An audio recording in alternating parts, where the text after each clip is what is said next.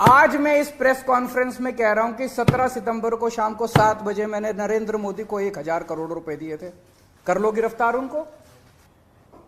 एक व्यक्ति है, उससे कहा गया कि कल देखते हैं तेरी बेटी, उसकी 2 जवान बेटियां हैं, कल देखते हैं तेरी बेटी कॉलेज कैसे पहुंचती है। जहां कोई घोटाला नहीं हुआ वहां पे कोशिश की जा रही है जबरदस्ती करके, लोगों से जबरदस्ती करके, मार के, पीट के, धमकियां देके बयान लिखवाने की। तो मैं मोदी जी को कहना चाहता हूं, मोदी जी अगर केजरीवाल भ्रष्टाचारी है तो फिर इस दुनिया के अंदर कोई ईमानदार नहीं है। आप सब लोगों को नमस्कार। पिछले लगभग 1 साल से भारतीय जनता पार्टी चिल्ला चिल्ला के कह रही है कि दिल्ली में कोई शराब घोटाला हो गया और देश की जो भी सबसे बड़ी से बड़ी जांच एजेंसियां हैं वो अपना सारा काम धंधा छोड़ के इस शराब घोटाले की जांच में लगी हुई हैं। तो मैं समझता हूं कि उनको अब तक तो शराब घोटाले के सब कुछ मिल ही गया होगा, सारा पैसा भी मिल गया होगा, सब कुछ मिल गया होगा। तो पहले 2-3 मिनट में इसी पे चर्चा करना चाहूँगा कि शराब घोटाले में जांच एजेंसियां कैसी जांच कर रही है, क्या मिला अभी तक। इसमें मनीष सिसोदिया जी जो कि फाइनेंस मिनिस्टर थे, डिप्टी चीफ मिनिस्टर थे, उनके ऊपर सबसे बड़ा आरोप ईडी ने और सीबीआई ने लगाया है कि मनीष सिसोदिया जी ने अपने 14 फोन तोड़ दिए। तो इन्होंने सबूत खत्म करने की कोशिश की। ये सारी जांच वांच करने के बाद इन एजेंसीज ने मनीष सिसोदिया पे आरोप लगाया कि 14 फोन तोड़ दिए। ये ईडी की चार्जशीट है, ईडी का डॉक्यूमेंट है ये, जिसमें इन्होंने ये 14 फोन का IMEI नंबर लिखा हुआ है कि ये वो 14 फोन है जो मनीष सिसोदिया के थे और जो मनीष सिसोदिया ने इन फोनों को डिस्ट्रक्ट कर दिया। ये ईडी के डॉक्यूमेंट में है। इसी के बाद ईडी की सीजर मेमो है। ईडी कुछ भी सीज करता है तो उसको मेमो, इन 14 में से ईडी खुद ही कह रही है सीजर मेमो कि 4 फोन हमारे पास हैं।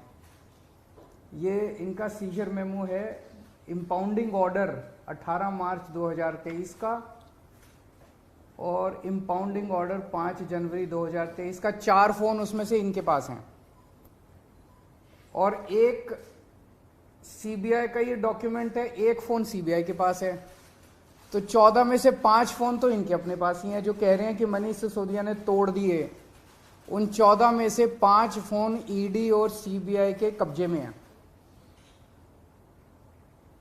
बाकी 9 फोन।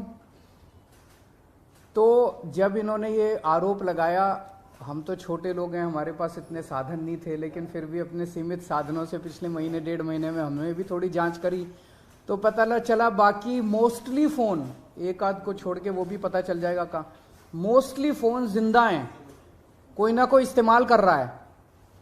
और उन फ़ोन को कोई वॉलंटियर के पास है, कोई कहीं है, कोई कहीं है, कोई ना कोई इस्तेमाल कर रहा है। वो मनीष जी के फ़ोन नहीं है, वो कोई ना कोई इस्तेमाल कर रहा है। वो फ़ोन जिंदा हैं और ये फैक्ट कि ये फ़ोन जिंदा हैं ये ईडी को भी पता है और ये सीबीआई को भी पता है। सो ईडी ने और सीबीआई ने झूठ बोल के, ओथ पे, एफिडेविट पे कोर्ट को गुमराह किया और झूठा सबूत उन्होंने कोर्ट के सामने पेश किया, क्योंकि सच तो कुछ मिला नहीं, कुछ था ही नहीं, शराब घोटाला कुछ है ही नहीं, तो निकाले क्या। तो उन्होंने झूठ बोल के मनीष सिसोदिया को फंसाने की कोशिश की, कोर्ट को झूठ बोला। अब ये रोज किसी ना किसी को पकड़ लेते हैं, किसी ना इसको गिरफ्तार कर लिया, उसको गिरफ्तार कर लिया, ये कर लिया। एक कोई चंदन रे, और उनको टॉर्चर कर करके, धमकियां दे दे के, मेंटली टॉर्चर करके, फिजिकली टॉर्चर करके, 3rd डिग्री करके उनसे केजरीवाल का नाम ले लो, मनीष सिसोदिया का नाम ले लो, इनको फंसाओ, उनको किया जा रहा है। कोई चंदन रेड्डी है, हम तो जानते भी नहीं है कौन है। चंदन रेड्डी को इतना मारा, ये उसकी मेडिकल रिपोर्ट है। चंदन रेड्डी की मेडिकल रिपोर्ट में लिखा है patient has alleged trauma to both ears and face by ED officers on 16th September 2022 and 17th September 2022. Patient ने दोनों कानों पे और फेस पे ईडी ऑफिसर्स के द्वारा पिटाई हुई 16 सितंबर और 17 सितंबर को, ऐसा कहा। पेशेंट कंप्लेनिंग ऑफ, ये है कि सुनाई नहीं दे रहा, और jaw pain on opening mouth.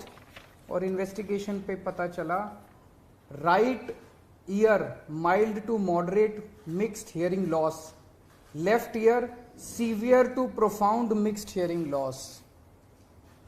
उसके कान के पर्दे फट गए, उसको सुनाई नहीं दे रहा।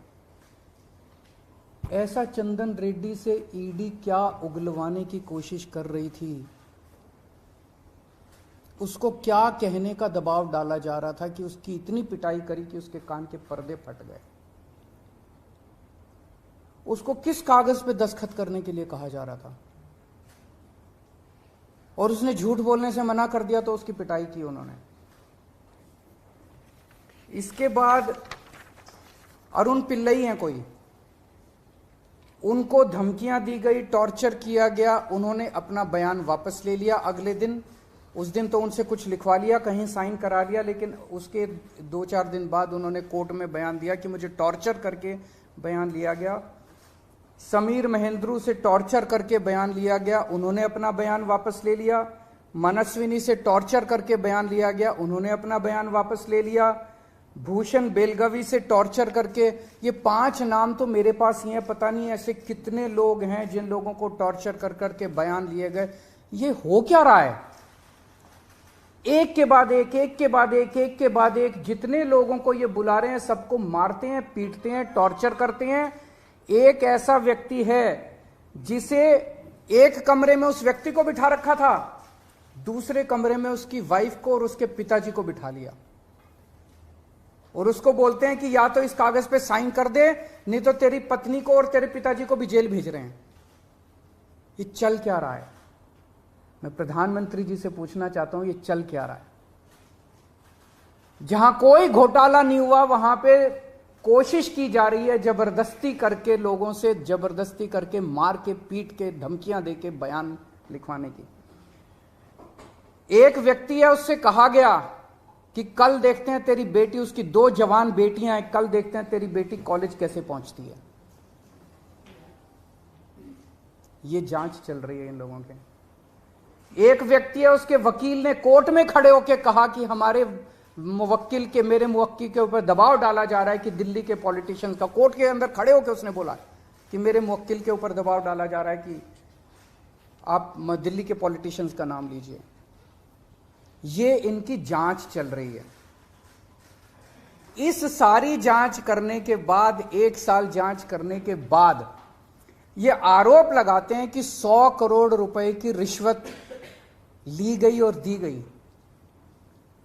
वो 100 करोड़ रुपया कहां है?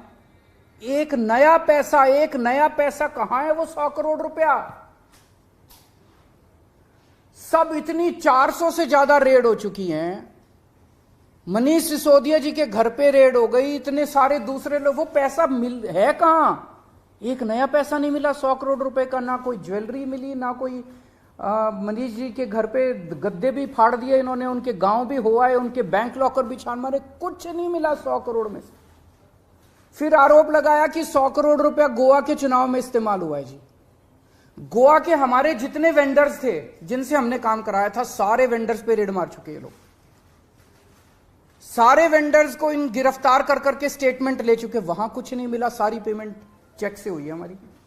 सारा हिसाब किताब इलेक्शन कमीशन को दिया हुआ, वहां भी कुछ नहीं मिला। गोवा चुनाव के अंदर इनको धेला नहीं मिला, तो पैसा गया कहां? अगर रिश्वत ली तो पैसा गया कहां?